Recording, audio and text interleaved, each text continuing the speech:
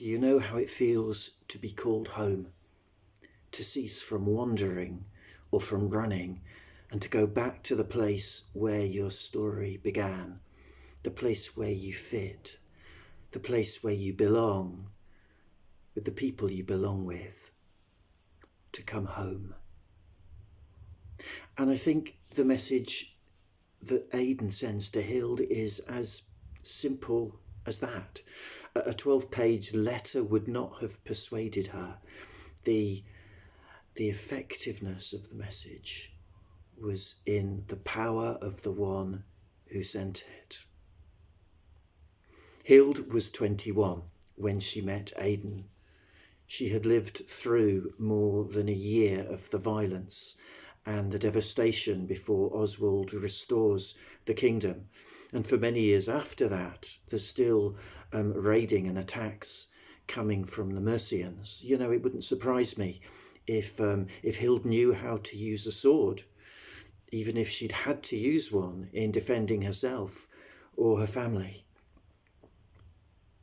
But I can imagine her returning home, maybe riding home from some errand or coming in from lambing or from working the land. So many of the young men had died fighting that there would have been times, I'm sure, when Hild herself would have had to work side by side with the common people. That was why she got on with them so well, why she understood them and took them so seriously. So she'd come home and there was Aidan, maybe helping in the yard with the horses, or maybe sitting by the fire in the hall with his boots off, playing with the children. And Hild being Hild, she would have got her servants organised and everything that needed doing would have been done and a meal would have been on the way. And she would sit with Aidan and he would make her laugh. And she would feel her spirit beginning to lighten. And she would feel as though God was there with them. God. I'm sure she would have remembered so well that day when she followed King Edwin, her great uncle, down into the waters of baptism. That Easter when the whole royal household had been baptised together. I mean, what had got into them?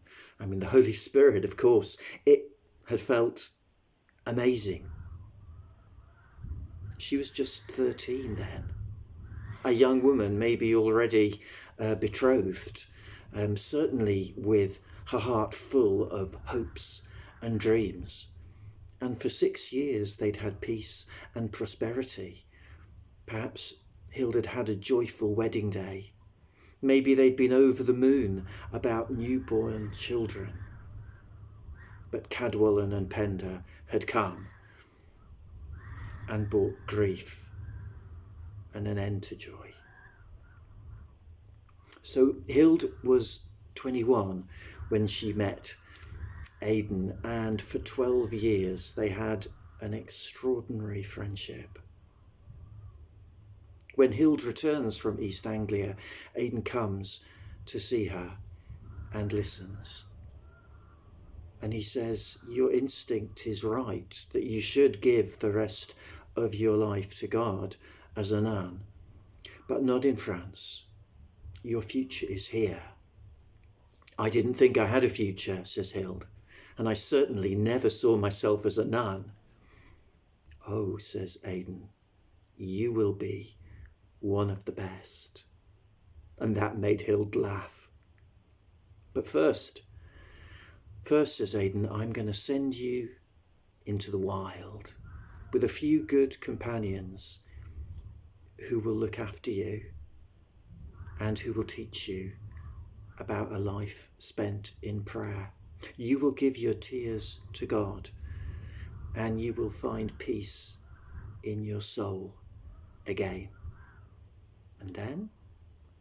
Well, then we will see what happens.